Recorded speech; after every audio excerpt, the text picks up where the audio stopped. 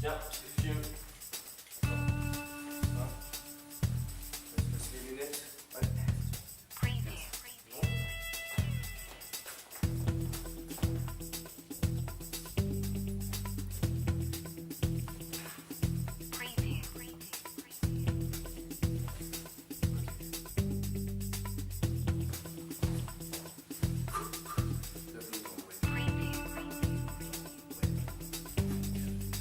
Test.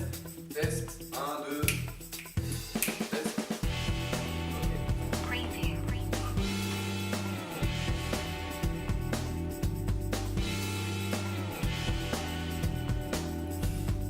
Silence plateau. Première. Action. Bienvenue dans Webinema.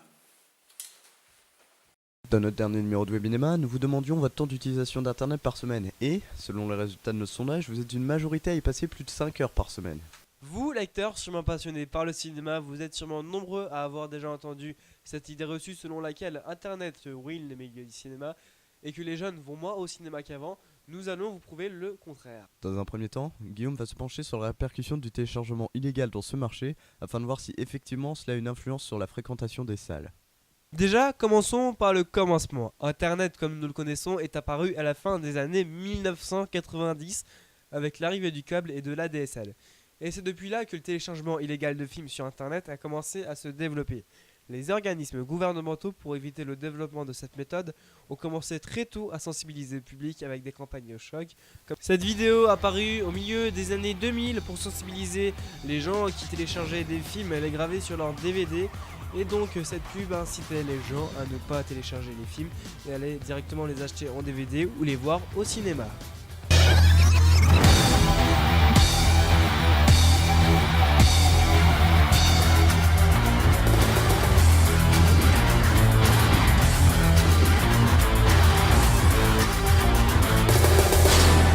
Bref, comme vous pouvez le voir sur le graphique que je vous montre, la fréquentation est en constante augmentation et on peut même voir une augmentation de 20% entre 1996 et 2014.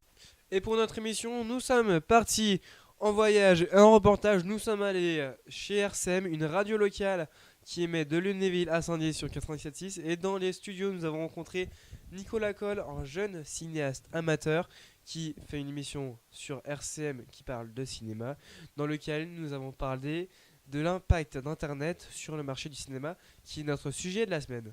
Bonjour Nicolas Coll, merci de répondre à nos questions pour notre magazine. Vous êtes animateur de l'émission Silence Saco Ciné sur RCM. Pouvez-vous déjà nous expliquer en quoi consiste votre émission ? Alors, c'est une émission d'actualité cinématographique, où en fait j'interviewe la plupart des équipes de films qui viennent présenter leurs films dans la grande région, donc Nancy, Metz et Strasbourg. Et ce qui fait que j'ai rencontré déjà pas mal de beaux mondes au cours des derniers mois, donc Gérard Lanvin, Jean Dujardin, Reda Kateb, Leïla Bekti, Tahar Rahim, Gilles Lelouch, Roche Dizem et tellement d'autres encore. Et donc en gros, voilà, c'est une émission qui présente les films qui sortent en salle, mais qui sont présentés un peu par moi-même, mais surtout par les personnes que je rencontre et qui sont donc directement concernées. On aborde donc notre problématique de la semaine qui est l'impact d'Internet sur le marché du cinéma. Déjà pour commencer, est-ce que vous regardez des films grâce à Internet, que ce soit de toutes les manières possibles ? Écoute, très rarement, ça m'arrive, parfois en streaming, tu vois. D'accord, pensez-vous que le téléchargement légal et illégal nuit à la santé du cinéma ? Alors légal non, parce que téléchargement légal non, parce que si tu veux, c'est le téléchargement légal, donc en l'occurrence la VOD, ce sont des films qui sont sortis en salle, qui sortent en DVD. Au moment où ils sortent en DVD, on les met également en vidéo à la demande et il faut payer. Il faut payer pour pouvoir les voir. Donc si tu veux, cet argent que tu vas mettre dedans va revenir directement aux distributeurs, aux ayants droit, aux producteurs, et la machine continue de tourner. Le téléchargement illégal, oui, énormément, parce qu'effectivement, les personnes donc ne font pas entrer d'argent dans le système, et là, pour le coup, tout le monde y est perdant. Mais on observe une hausse de 23% des ventes de places de cinéma entre 1996 et 2013. Pensez-vous qu'Internet a été important dans cette évolution ? Écoute, je pense que oui, parce que si tu veux...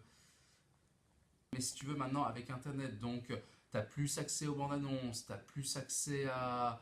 T'as accès à plus d'articles, tu as accès à plus de choses qui donnent plus envie d'aller voir plus de choses. Voilà, donc je pense que oui, Internet a aidé, mais dans le milieu du cinéma par rapport à ça, comme dans d'autres choses, je veux dire.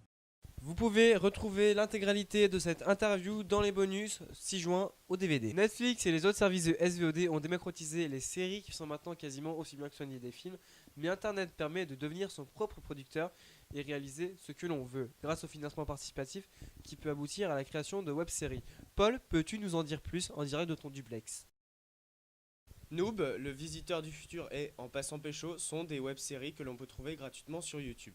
Par rapport aux séries Netflix qui sont payantes, les fonds ne sont pas les mêmes. Par exemple, pour les web-séries, ce sont les auditeurs, enfin ceux qui regardent les web-séries, qui payent et qui aident les réalisateurs. Alors que pour les séries de Netflix, ce sont les propres fonds des réalisateurs. Pour le paiement des acteurs, pour les premières saisons, par exemple de la série Noob, les acteurs n'étaient pas rémunérés, alors que pour les saisons après, vu qu'ils avaient beaucoup de fonds pour faire la série, ils étaient rémunérés. Alors que pour les autres séries de Netflix payantes, les acteurs sont toujours payés et des fois ne font pas ça pour le plaisir. Les web-séries sont tournées spécialement pour les adolescents, pour les jeunes publics, puisque le plus souvent elles visent le rêve imaginaire, tel que Noob aussi, qui parle des jeux vidéo, donc la chose la plus centrée en ce moment.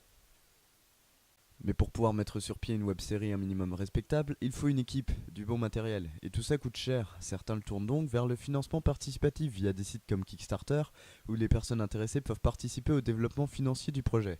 Même si certains abus sont à déplorer, le système a déjà fait ses preuves. Nombreuses sont les séries et courts-métrages ayant été financés via ce site. De plus, on peut facilement trouver via internet du matériel à louer et trouver les connaissances nécessaires à leur maîtrise.